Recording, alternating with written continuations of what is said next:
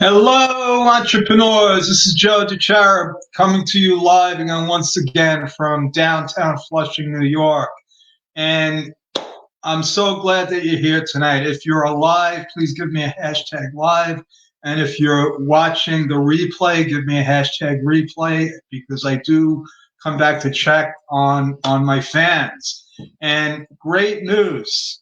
I have finally decided what I want to call this show, and it is called now How to Win at Business, and that's capital W, capital I, capital N. And I will cover what that means in another broadcast because I have something really cool to share with you tonight. How would you like to turn your hobby or your passion into not only a business, but into legitimate tax deductions? Forget about what the IRS says about the hobby loss stuff and what they say in the rules and regulations, because I have the inside scoop on how you can take tax deductions in something that was called a hobby before. And I'm going to get into how, why, where, and when you're going to be able to do that. But first, let me introduce myself. If you don't know who I am, my name is Joe DeChara. I am an entrepreneur that was tricked into becoming a CPA by my dad when I was 17. That's a whole nother story. But he basically told me that CPAs run businesses, and that's what I wanted to do. I wanted to run businesses. I had no idea at all that meant I was going to spend the rest of my career being an accountant. Now, had I known that, I might have been something else. But the fact remains that over 35 years as a CPA, I have worked with thousands of small business owners in the trenches. And I have seen firsthand what happens when people start a business, when they try to run the business, when they try to grow the business. And to be honest with you, very few people succeed. And that's the sad part. And instead of talking about why they fail, over 98% of new businesses fail, I decided that I am going to start talking about what helps people succeed. Not only succeed, but take advantage of what business ownership has to offer. And part of that is huge tax benefits that most people don't even realize that they can get. So in an effort of transparency, what I'd like you to know is that my objective not only, is to bring you excellent content that you'll be able to use, but if this stuff resonates with you, I would love to connect with you. And all you got to do is go to timewithjoe.com. I have it scrolling on the bottom there in case you forget. I will offer you a free 15, 20-minute chat to talk about your business, whether you just have an idea to start a business, you've already started one recently, or you started one and it's totally, off the wall. Because my specialty is finding problems in a business and showing you how to fix them.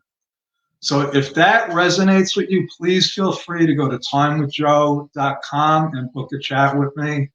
And let me get into, the topic. Now, there are millions and millions of people that, number one, have a hobby, that do something that they love doing without thinking about any profit motive. And they're spending money, or they're using their, my daughter's bedroom as a storage place, but I'm not going to bring my family into this. But you might have a hobby, and believe it or not, the IRS won't look at it as a hobby. Because if you're selling stuff on eBay or whatever, and you sell more than $20,000 worth of merchandise, let's say it's coins, you're a coin collector, and you're selling coins, you're buying coins. Well, all the IRS knows about is what you've sold.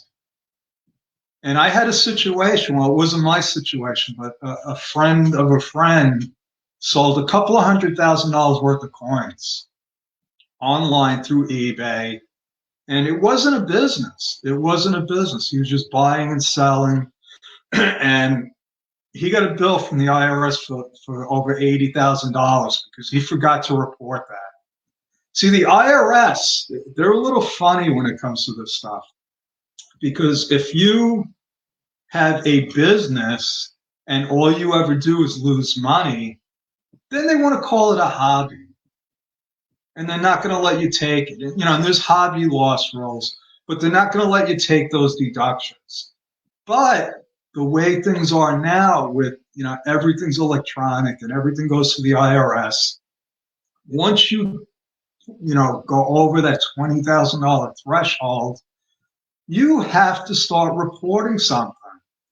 You don't have a choice. You got to put it in your tax return.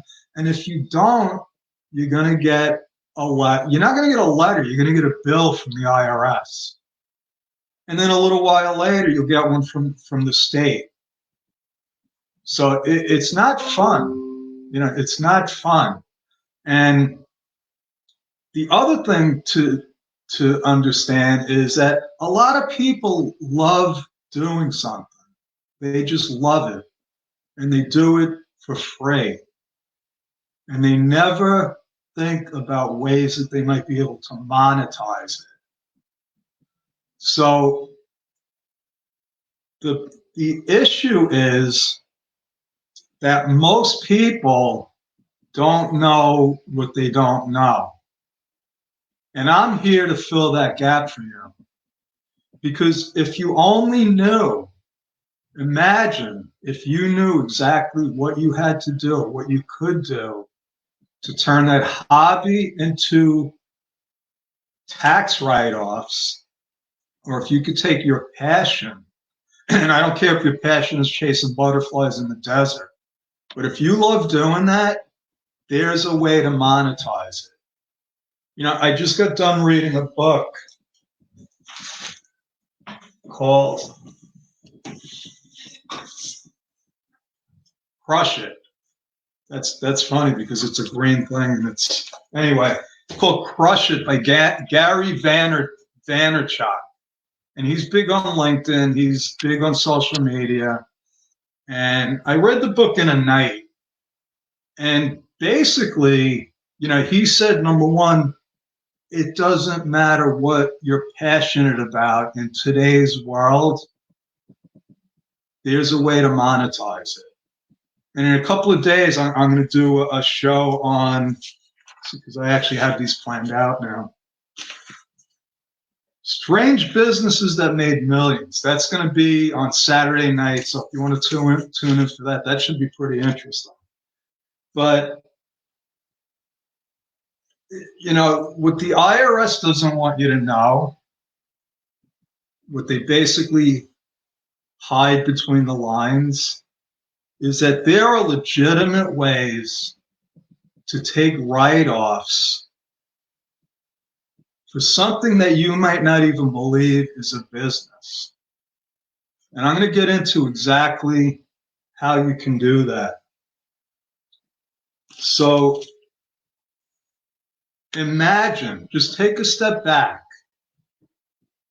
and imagine what it would feel like if you were doing something you loved and you were able to turn that into cash. Or imagine what it would feel like if you had this hobby that you've had for years and all of a sudden you learn how to take a deduction on your tax return and create a bigger tax refund. What would your family think? Imagine that. How would it feel? How would it feel to say, hey, we usually get $500 back, but now because of all this space that I have in the garage that I'm using for my all of my millions of baseball cards. Now we can write that off, and that $500 refund now is $2,500. And if you don't believe me, I've been doing this for a long time. And like I said, thousands of businesses. I've seen every possible situation that I think you can have in a small business. And it always troubled me that nobody has ever asked me, when does my business actually start? When can I actually start taking deductions? Because the truth is, people, that out of 30 million businesses, and I've said this time and time again, out of 30 million businesses in the United States, over 25 million are still classified as sole proprietors. Now, why is that? And first of all, you have to know that being a sole proprietor is the worst way to do business. Sole proprietors get audited more than anybody. There are no real tax benefits to being a sole proprietor, unless you know somebody like me that knows how to take every single deduction that you're entitled to. And believe me, I don't take deductions that my clients aren't entitled to. That would be considered tax fraud.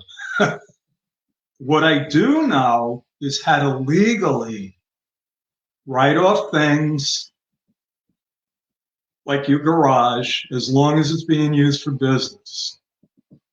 And the other thing I know is that when you're a sole proprietor and you write off your house expenses, that's an audit flag. The IRS doesn't like when you commingle business and personal together. So, you know, for most people, the problem is that they don't know these things. And if you do know them, you're probably a CPA or an enrolled agent, or you have experience in business. So my job is to fill in these gaps. See, business is tough. One thing I learned a long, long time ago when I first started in accounting is that business is not easy. I tell the story about my ice cream truck route the semester before I graduated college. And I decided that if I was going to be an entrepreneur and I was going to be a business mogul, I needed to run a business. Not the little side gig and the extra cash on the side that I had been doing my whole life from the time I was 10. And I ran a casino in my driveway.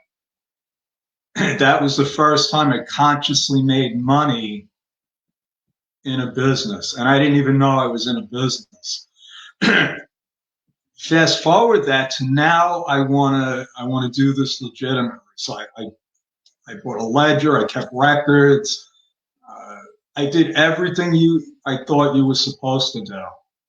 I leased a truck legitimately.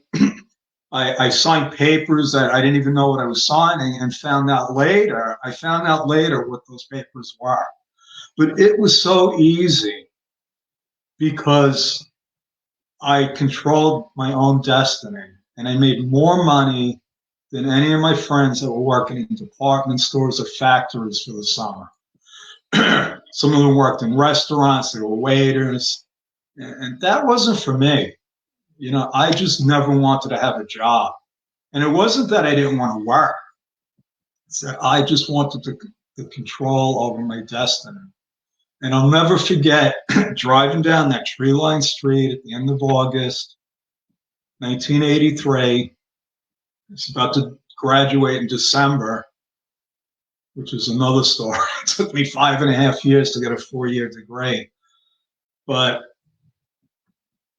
I turned down that street and it was like joy, because I said, this is it.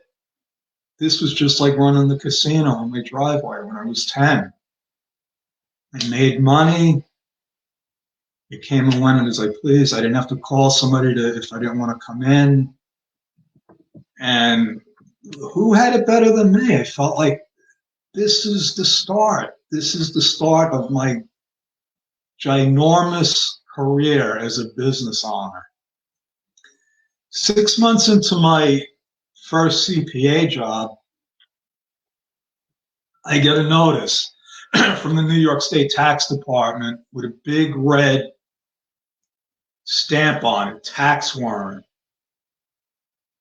My whole life flashed before my eyes, and I didn't know what I had done. And I actually thought I was in trouble.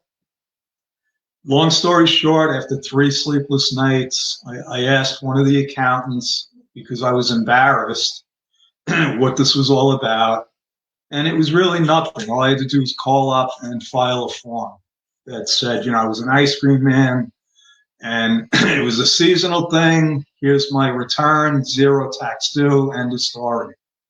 But I'll never forget the fact that I realized that it wasn't as easy as I thought it was going to be. And I spent the next 25 years helping clients that got into the same sort of situations and 10 times worse, and just helping people get out of those situations that they never even realized that they were getting into.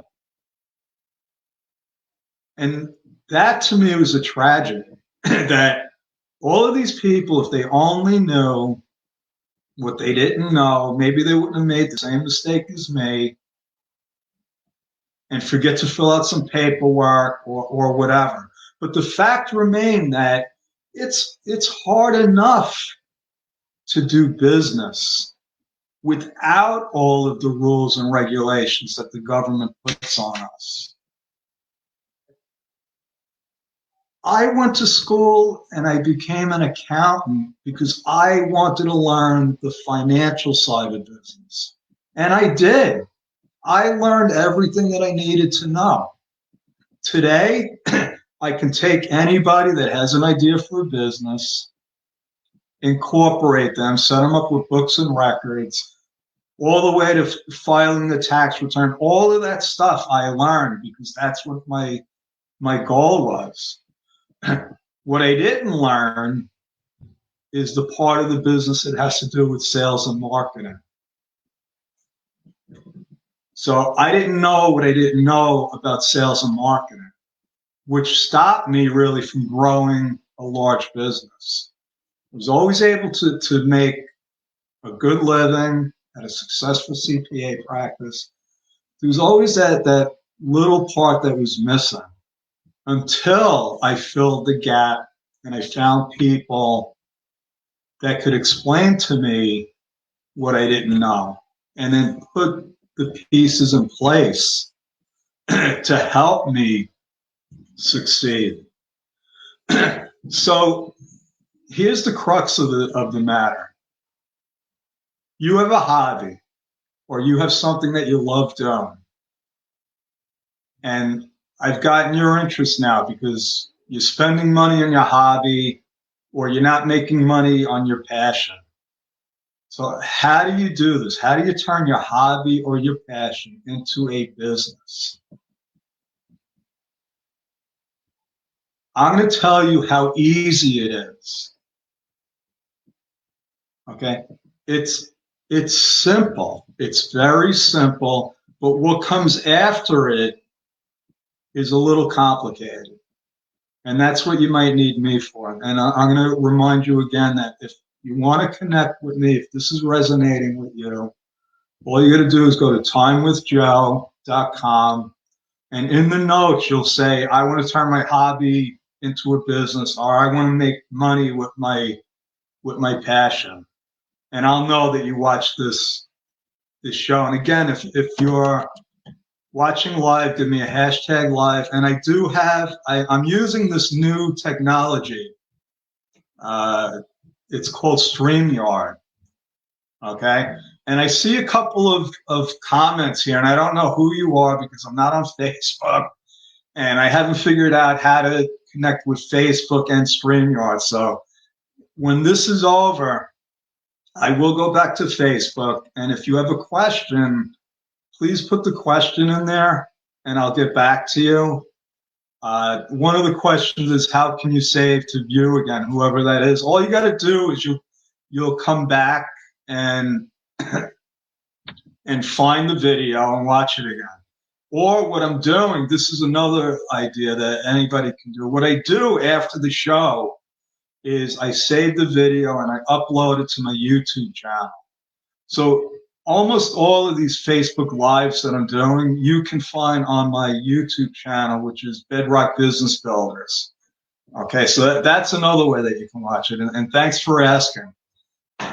Another thing that I'm going to do is I decided that, an hour is too long. You could see that my throat is already, I'm not used to talking this much. But I'm going to cut these Facebook Live videos down to 30, 40 minutes and get right to the point. So let me tell you what you've been waiting to hear. The way that you turn your hobby into a business, or you take your passion and you turn it into a business, is there's two steps.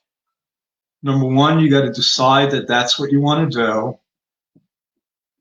That's easy. And the second step is you have to take action. That's it. That is it. Now, all the details on what you can write off, what you can't write off, I can't even get into that now, because that is something that you need an accountant for. And I'm not just saying that to drum up business, although I do want you to connect with me. But the fact remains that is all it takes all you have to do is say, I am in business. I am in business. And then you take action. And that action could be as simple as what I did with my ice cream truck. That action could be you go to Staples or wherever, or you go on Amazon if they're still delivering, and you order a journal. You order a book and you read it. And then you document it in your petty cash journal. And you create what we call books and records. And that's what the IRS wants to see, folks. They want to see your books and records if you get audited. Now, if you follow me, the chances on you getting audited are slim to none. Okay? The sole proprietors are the ones that get audited. The sole proprietors that do their own tax returns are the people that get audited. And the reason is, and I've done a lot of research on this. I believe that the reason is that most people go into business, they don't have a lot of money. And they're not looking to invest, $350 an hour to hire an accountant. So I designed my business to be able to work with people that have very little money. If you have zero money, it's going to be hard unless you have something to barter with me. And that's always possible. But even if you don't have any money and you want to pick my brain and see what you might be able to do to generate some money, book a call with me. It's free. There's no obligation. And maybe you could start out with no money, and maybe I can give you an idea to generate enough money to hire me. And even if you don't, I might be able to point you in the right direction so that 6 months, a year, maybe 2 years down the road, that seed will take fruition. Because that's what happens, folks. Nobody started a business and skyrocketed to the moon overnight. There is no such thing as an overnight success. Anybody that's ever achieved any sort of success went through a lot of trials and tribulations. And the reason for that is because they didn't know what they didn't know. So imagine if you were armed with the information about what might happen or what I'm going to need down the road Imagine if you knew what that was and you could prepare for it. Imagine all the pain and suffering that you could avoid. See, if somebody had told me that I needed to file a sales tax return and just put down zero and send it in and say I'm out of business, I would have saved a lot of pain and suffering. I didn't sleep for 3 nights. And now here it is 40 years later. 40 years later, and I still have that anxiety. I don't ever want to forget that. So that's my story. I'm sticking with it. That's all I have for you tonight. If you want to connect with me, like I keep saying, go to timewithjoe.com. And for other information, you can go to Bedrock University, where I have some really cool courses up there. I have a course by Haley Gray on how to create a gigantic Facebook group. But long story short, folks, I would love to connect with you, timewithjoe.com. And I think that's about it. And thanks for watching. Over and out. I will see you tomorrow. Thank you.